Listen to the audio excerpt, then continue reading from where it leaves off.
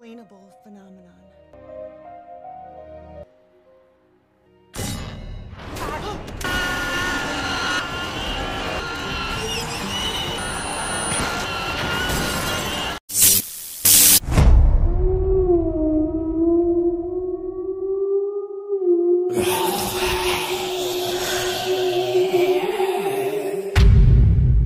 Kisah ini dimulai dari seorang profesor arkeologi bernama Mora, yang sedang sibuk menjalankan proyek pendataan artefak peninggalan peradaban kuno. Proyek ini bukan proyek kecil, jumlah barangnya cukup banyak, mulai dari patung, perhiasan, hingga benda logam yang belum diketahui asal-usulnya. Dalam proyek ini, Mora dibantu dua asisten mahasiswa, yaitu Otto dan Jenny. Karena banyaknya artefak yang harus dicatat dan diteliti satu persatu, mereka pun terpaksa lembur hingga larut malam hanya untuk memastikan semua barang terdokumentasi dengan baik. Di tengah tumpukan kardus berisi benda-benda bersejarah itu, Mora tiba-tiba memperhatikan satu kardus yang aneh. Kardus ini berbeda dari yang lain, tidak ada label, tidak ada nama, bahkan alamat pengirimnya pun kosong.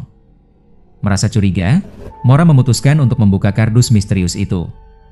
Dan di dalamnya, ia menemukan sebuah artefak aneh berupa sarung tangan besi. Dari bentuk dan bahannya, Mora menebak bahwa benda ini berasal dari era kerajaan Irlandia abad ke-12.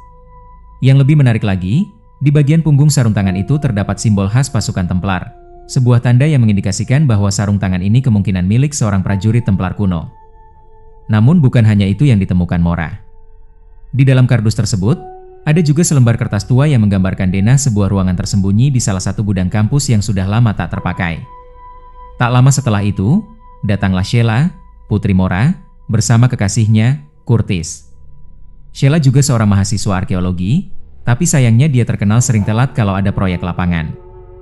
Melihat Sheila datang, Mora langsung menegurnya, karena bukannya membantu pekerjaan, Sheila malah sering terlihat sibuk dengan urusan asmara.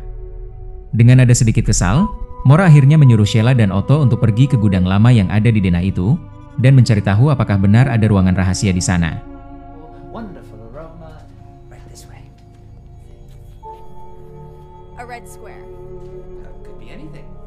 Sesampainya di gudang, sesuai dengan petunjuk di kertas tua tadi, Sheila mulai memperhatikan setiap sisi dinding dengan teliti. Sampai akhirnya, dia menemukan satu bagian dinding yang tampak berbeda. Karena penasaran, Sheila pun menyentuh dinding itu, dan benar saja, tiba-tiba dinding tersebut runtuh begitu saja, meninggalkan celah yang dipenuhi lendir berwarna gelap.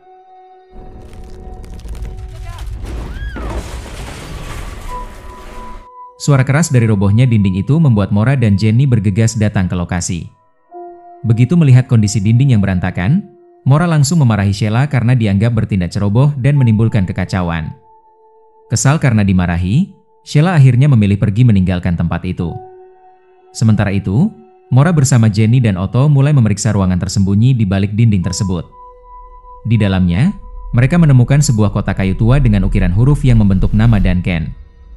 Kotak itu tampak sangat tua, dan terbuat dari jenis kayu yang sudah jarang ditemukan. Kotak itu kemudian mereka bawa ke ruang kerja Mora untuk diperiksa lebih lanjut. Saat dibuka, ternyata di dalam kotak kayu itu masih ada sebuah kotak logam dengan ukiran indah khas kerajaan Irlandia kuno. Namun ada sesuatu yang membuat Mora merinding. Ia merasakan getaran halus, seolah-olah ada sesuatu yang bernafas dari dalam kotak logam itu. Setelah memperhatikan lebih detail, Mora menyadari bahwa kotak logam dan sarung tangan besi itu tampaknya dibuat dari bahan dan teknik yang sama, bahkan mungkin berasal dari pembuat yang sama. Mora pun menduga bahwa sarung tangan besi itu bisa jadi adalah kunci untuk membuka kotak misterius ini.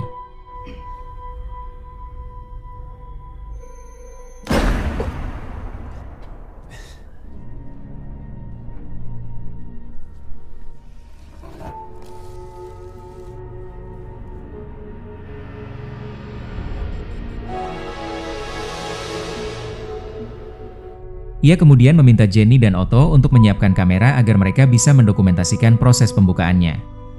Setelah semuanya siap dan kamera mulai merekam, Mora meletakkan sarung tangan besi tepat di atas kotak logam, lalu memutar simbol di bagian punggung sarung tangan itu sesuai pola ukiran di kotak. Terdengar suara klik halus, dan perlahan kotak itu terbuka. Namun apa yang mereka lihat di dalam benar-benar di luar dugaan. Di dalam kotak logam itu terdapat sebuah kepala dari makhluk aneh, bukan manusia, tapi juga bukan hewan. Struktur tengkoraknya mirip manusia, namun memiliki mulut lebar dan deretan gigi tajam seperti taring. Yang paling mengejutkan, kepala itu sama sekali tidak membusuk. Kulitnya masih utuh, seolah-olah baru saja dipotong dan diawetkan dengan cara yang belum pernah mereka lihat sebelumnya. Setelah penemuan mengejutkan itu, mereka masih kebingungan dengan kepala aneh yang baru saja mereka temukan di dalam kotak logam misterius itu. Tidak ada satupun dari mereka yang tahu kepala makhluk apa yang sedang mereka lihat. Sementara mereka masih terpaku, telepon Mora tiba-tiba berdering. Ternyata itu dari rekan kerjanya di kampus. Mora pun segera mengangkatnya dan berbicara sebentar, lalu meminta Otto dan Jenny untuk menjaga kepala itu sementara sampai ia kembali. Otto dan Jenny yang ditinggal berdua mulai memperhatikan kepala makhluk itu lebih dekat. Semakin mereka amati, semakin jelas betapa anehnya bentuk kepala tersebut. Kulitnya tampak masih segar, dan ada semacam urat-urat hitam yang terlihat di bawah permukaannya. Rasa penasaran mereka berubah menjadi ketegangan ketika tiba-tiba saja kepala itu hidup. Kedua mata makhluk itu terbuka lebar dan berteriak dengan suara melengking luar biasa keras, membuat telinga Otto, Jenny, dan Mora langsung berdarah. Suara teriakan itu begitu kuat hingga seorang satpam yang sedang berpatroli di luar gedung juga ikut menutup telinganya kesakitan.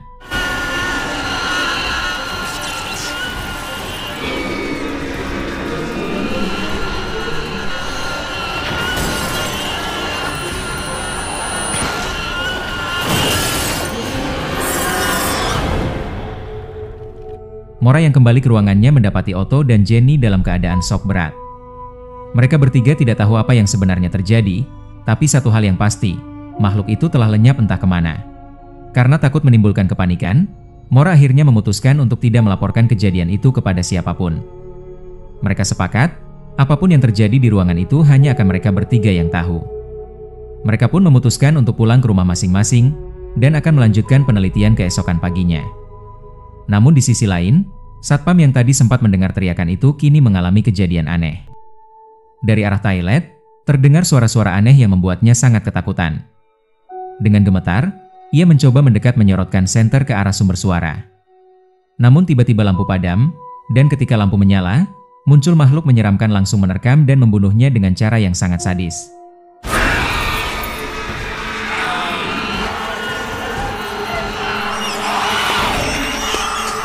Di rumah, Mora mencoba mencari tahu lebih banyak tentang nama Duncan yang terukir di kotak kayu tadi. Hasil pencarian membawanya pada sosok Profesor Roger Duncan, seorang arkeolog yang dulu pernah mengajar di kampus yang sama. Namun Duncan diketahui sudah pensiun sekitar 10 tahun yang lalu. Rasa penasaran Mora semakin besar.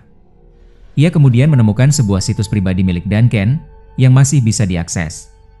Di dalamnya terdapat beberapa video penelitian lama milik Duncan, dan di salah satu video, Duncan sempat membahas tentang sebuah kotak logam kuno yang bentuknya sangat mirip dengan yang sekarang ada di tangan Mora. Dalam video tersebut, Duncan menjelaskan bahwa kotak itu bukan sekadar artefak biasa, melainkan sebuah benda terkutuk. Ia mengatakan, barang siapa membuka kotak ini, maka dunia akan mengalami malapetaka besar. Namun dari semua penelitiannya, Duncan tidak pernah berhasil membuka kotak itu. Mora menatap layar monitor cukup lama.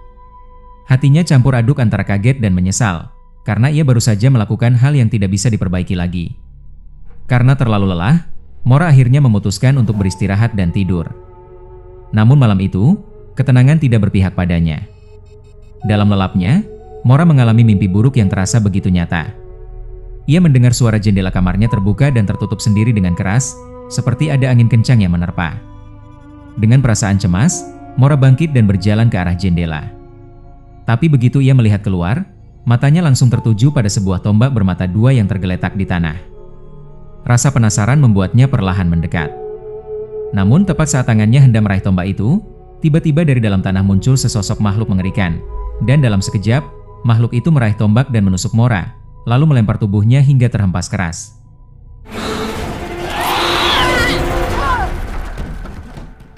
Mora terbangun dengan napas terengah-engah, keringat dingin membasahi tubuhnya. Tapi yang membuatnya gemetar bukan hanya rasa takut, melainkan karena rasa sakit di dadanya masih terasa nyata. Di tempat lain, Jenny dan Otto pun mengalami mimpi yang sama, seakan makhluk itu bisa menjangkau mereka lewat mimpi. Dari situ mereka menyadari, makhluk itu benar-benar berbahaya, dan entah bagaimana, kini sudah mulai mengganggu mereka secara fisik. Beberapa saat kemudian, Sheila akhirnya pulang ke rumah. Ia langsung bertanya pada Mora tentang benda apa yang ditemukan di ruang tersembunyi kampus kemarin. Namun Mora menolak menjelaskan, karena ia tidak ingin Sheila ikut terlibat dalam masalah berbahaya ini. Keesokan harinya di kampus, Mora berkumpul kembali dengan Otto dan Jenny. Ia menjelaskan tentang siapa sebenarnya Duncan, dan memperlihatkan kepada mereka video penelitian lama milik profesor itu. Dari video tersebut, mereka bisa melihat Duncan sendiri pernah memegang sarung tangan besi yang kini ada di laboratorium mereka. Dari situ Mora mulai menduga bahwa Duncanlah orang yang telah mengirimkan artefak dan petunjuk itu ke kampus. Mungkin saja semua ini memang direncanakan oleh Duncan sejak awal, agar Mora menemukan artefak itu dan membuka kotak yang selama ini tak pernah bisa ia buka sendiri. Mora belum tahu apa tujuan sebenarnya Duncan, tapi satu hal yang jelas, hanya Duncan yang mengetahui seluruh rahasia di balik kotak logam dan sarung tangan besi tersebut. Kini Mora sadar, satu-satunya cara untuk menemukan jawaban adalah dengan mencari dan menemui Duncan secara langsung. Setelah mengetahui kalau satu-satunya orang yang mungkin tahu rahasia di balik kotak logam itu adalah Profesor Duncan, Mora pun mengajak Otto dan Jenny untuk mencari alamat Duncan. Mereka bertiga kemudian pergi ke ruang arsip kampus, berharap bisa menemukan data lama tentang sang profesor. Namun begitu mereka menelusuri berkas-berkas di sana, Mora malah menemukan fakta mengejutkan. Ternyata Duncan bukan berhenti karena pensiun biasa. Ia dipecat oleh pihak kampus sekitar 10 tahun lalu karena melakukan penelitian yang dianggap berbahaya. Dalam catatan itu juga tertulis bahwa Duncan tidak bekerja sendirian. Ia melakukan penelitian tersebut bersama seorang rekannya bernama Samuel, yang juga akhirnya memilih pensiun tidak lama setelah pemecatan Duncan. Sayangnya, meski sudah mencari cukup lama, mereka tidak berhasil menemukan alamat rumah Duncan. Yang mereka temukan justru hanya alamat Samuel, rekan lamanya yang pernah ikut dalam proyek penelitian itu. Saat masih berada di ruang arsip, Mora tiba-tiba mendengar suara aneh dari arah kipas pendingin. Ia menatap kipas itu, mencoba memastikan sumber suara tersebut. Namun belum sempat ia mendekat, kipas pendingin itu tiba-tiba meledak.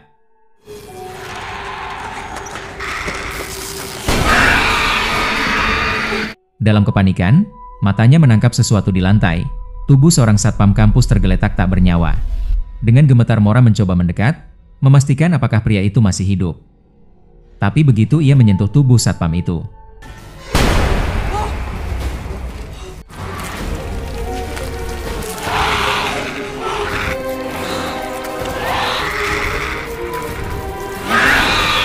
Mora menjerit dan berlari menuju pintu. Namun di tengah langkahnya, semuanya mendadak hilang, seolah semua yang baru saja terjadi hanyalah halusinasi.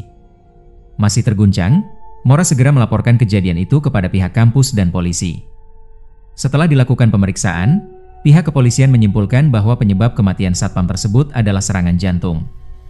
Namun Mora, Otto, dan Jenny menolak percaya begitu saja. Mereka yakin kematian itu pasti ada hubungannya dengan makhluk misterius yang mereka temui kemarin, karena ciri-cirinya sama persis, telinga berdarah akibat mendengar suara teriakan yang mematikan. Tak ingin teror itu terus berlanjut, Mora akhirnya memutuskan untuk pergi ke rumah Samuel, berharap bisa mendapatkan informasi tentang di mana Duncan tinggal. Sesampainya di rumah Samuel, Mora disambut dengan sopan, tapi begitu Mora mulai bertanya tentang alamat Duncan, Samuel langsung menolak memberikan informasi itu. Menurutnya, Duncan adalah orang yang berbahaya dan tidak boleh dicari lagi. Namun Mora tetap bersikeras. Ia menjelaskan bahwa makhluk mengerikan yang dulu pernah dikaitkan dengan penelitian Duncan, kini telah lepas dari kotak logam dan mulai meneror siapapun yang mendengarnya. Akhirnya, Samuel menyerah dan memutuskan untuk menjelaskan semuanya. Ia mengajak Mora masuk ke ruang kerjanya yang penuh dengan arsip lama, foto, dan catatan penelitian. Di sana, Samuel memutar sebuah video dokumentasi lama yang menampilkan dirinya dan Duncan saat masih aktif sebagai peneliti. Dalam rekaman itu, Samuel menjelaskan bahwa mereka berdua dulu pernah ikut dalam proyek penggalian artefak di sebuah gua di Irlandia. Di tempat itulah Duncan menemukan 3 benda misterius. Sebuah kotak logam, sarung tangan besi, dan tombak bermata 2, yang semuanya diyakini sebagai peninggalan dari kerajaan kuno Irlandia. Sejak saat itu, Duncan mulai terobsesi berat dengan kotak logam tersebut. Ia percaya di dalamnya terdapat sesuatu yang sangat berharga, mungkin kekuatan, atau bahkan rahasia kehidupan abadi. Namun semua usahanya untuk membuka kotak itu tidak pernah berhasil. Semakin lama, obsesi Duncan berubah menjadi kegilaan. Ia mulai mencoba berbagai cara berbahaya, bahkan mengorbankan hewan percobaan dalam ritual aneh demi memecahkan rahasia kotak itu. Samuel yang merasa takut kemudian meminta Duncan menghentikan penelitiannya. Tapi Duncan tidak mau berhenti, malah semakin terobsesi dan menyebut kotak itu sebagai kunci menuju dunia lain. Karena khawatir akan terjadi sesuatu yang fatal, Samuel akhirnya mencuri dan menyembunyikan kotak logam itu di tempat yang aman, agar Duncan tak bisa menemukannya lagi. Namun kini Samuel menyadari satu hal, mungkin saja Duncan tahu bahwa kotak itu disembunyikan di dalam kampus. Dan bisa jadi, dialah yang mengirim sarung tangan besi dan dena rahasia itu kepada Mora, agar Mora sendiri yang menemukan dan membuka kotak itu. Dengan kata lain, Duncan sengaja menjebak Mora untuk melanjutkan penelitiannya yang sempat terhenti 10 tahun lalu. Dan akibatnya, sekarang makhluk yang terkurung di dalam kotak itu telah bebas kembali ke dunia. Mendengar penjelasan itu, Mora hanya bisa terdiam. Ia sadar, tanpa sengaja dirinya telah membuka segel kuno yang selama berabad-abad menahan makhluk itu di dalam kotak. Sementara itu di tempat lain, Otto dan Jenny yang masih berada di kampus juga berusaha mencari tahu lebih dalam. Mereka menonton ulang beberapa video penelitian Duncan di situs lamanya, mencoba menemukan petunjuk tentang makhluk apa yang sebenarnya ada di dalam kotak. Dalam salah satu video, Duncan menyebut nama yang membuat keduanya merinding, Banshee. Rasa penasaran membuat mereka segera mencari di internet, dan hasilnya sungguh menyeramkan. Menurut mitologi Irlandia, Banshee adalah roh wanita penyihir yang dikenal lewat teriakannya yang mematikan. Ia bisa berubah wujud menjadi apapun, tapi bentuk yang paling sering muncul adalah sosok wanita berambut panjang dengan jubah merah darah. Konon, siapapun yang mendengar jeritannya akan diburu sampai mati. Dan mungkin, kotak logam itu sebenarnya adalah wadah untuk mengurung Banshee agar tidak kembali menebar teror di dunia manusia. Saat Otto masih menatap layar komputer, tiba-tiba ia melihat bayangan wanita berjubah merah melintas di belakangnya. Tanpa sepengetahuan Jenny, Otto mengikuti sosok itu sampai di sebuah ruangan. Di sana, ia melihat sosok berjubah merah itu berdiri membelakanginya. Otto yang penasaran mencoba mendekat dan menyentuh sosok itu, tapi tiba-tiba makhluk itu mencekik Otto dengan sangat kuat. Tapi beruntung, Otto tidak menjerit ketakutan seperti korban sebelumnya. Ia hanya terdiam dan menahan napas. Anehnya, setelah beberapa detik Banshee itu menghilang begitu saja. Otto akhirnya menyimpulkan bahwa Banshee hanya akan membunuh orang yang berteriak ketika diserang olehnya. Namun satu hal yang pasti, Banshee kini telah benar-benar lepas dan mulai memburu siapapun yang terhubung dengan kotak logam itu. Karena malam sudah semakin larut, Otto dan Jenny akhirnya memutuskan untuk pulang lebih dulu. Tapi sebelum mereka benar-benar pergi, Sheila tiba-tiba datang bersama Curtis. Ia bilang ingin membantu mereka. Sayangnya, saat itu memang tidak ada hal yang bisa dilakukan, jadi Sheila dan Curtis memilih untuk tetap tinggal di tempat itu sambil menunggu Mora kembali. Sesampainya di rumah, Jenny berencana untuk langsung beristirahat setelah seharian beraktivitas. Namun suasana tenang itu mendadak berubah mencekam. Beberapa pintu di rumahnya tiba-tiba tertutup dengan keras, disusul padamnya seluruh lampu secara bersamaan.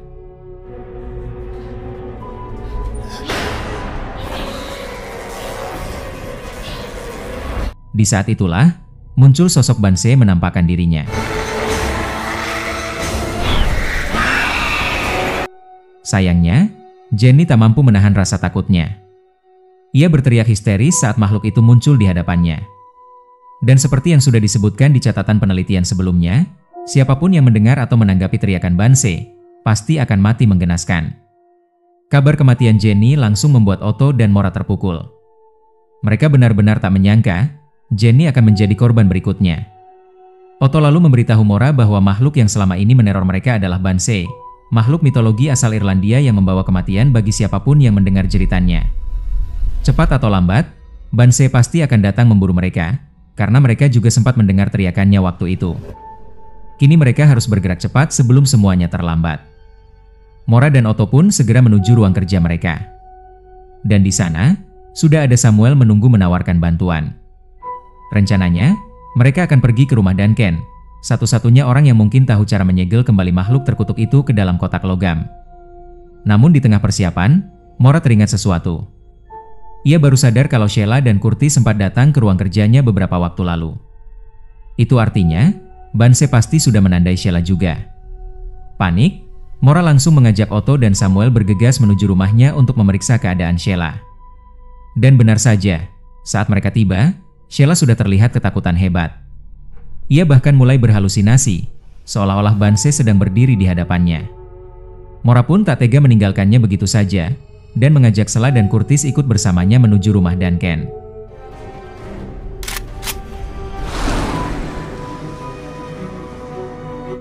Namun di tengah perjalanan, kejadian tak terduga terjadi. Mora yang menyetir mobil mulai kelelahan dan tertidur sehingga mobil mereka menabrak sebuah pohon besar di pinggir jalan. Benturan keras itu membuat Curtis tertusuk dahan pohon dan terjebak di dalam mobil.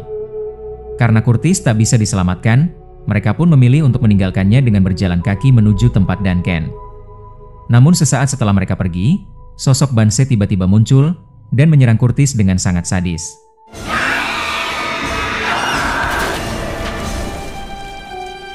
Setelah berjalan cukup jauh, akhirnya mereka tiba di rumah Duncan.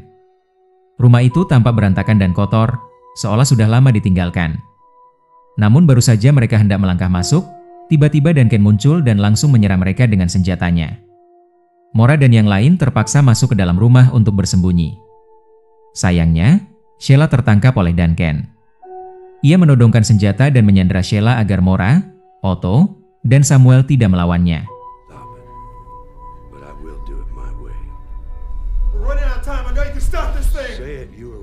Beruntung, setelah sedikit perlawanan, mereka berhasil melumpuhkan Duncan. Sheila yang ketakutan langsung berlari keluar rumah seorang diri. Sementara itu, Mora, Otto, dan Samuel memaksa Duncan untuk membantu mereka menangkap kembali Banse. Awalnya Duncan menolak mentah-mentah, namun setelah didesak, akhirnya ia menyerah dan memberitahu cara satu-satunya untuk melemahkan makhluk itu, yaitu dengan menusukkan tombak bermata dua, senjata kuno yang memang dibuat khusus untuk melumpuhkan Banse. Setelah semua persiapan selesai, mereka mulai mencari keberadaan makhluk tersebut. Di tempat lain, Banse tengah meneror Sheila tanpa ampun. Saat itulah, Mora dan yang lain datang dan melemparkan tombak bermata dua itu tepat ke arah tubuh Banse. Pertarungan sengit pun tak terhindarkan. Dengan sekuat tenaga mereka melawan makhluk mengerikan itu, hingga akhirnya berhasil menyegel kembali kepalanya ke dalam kotak logam.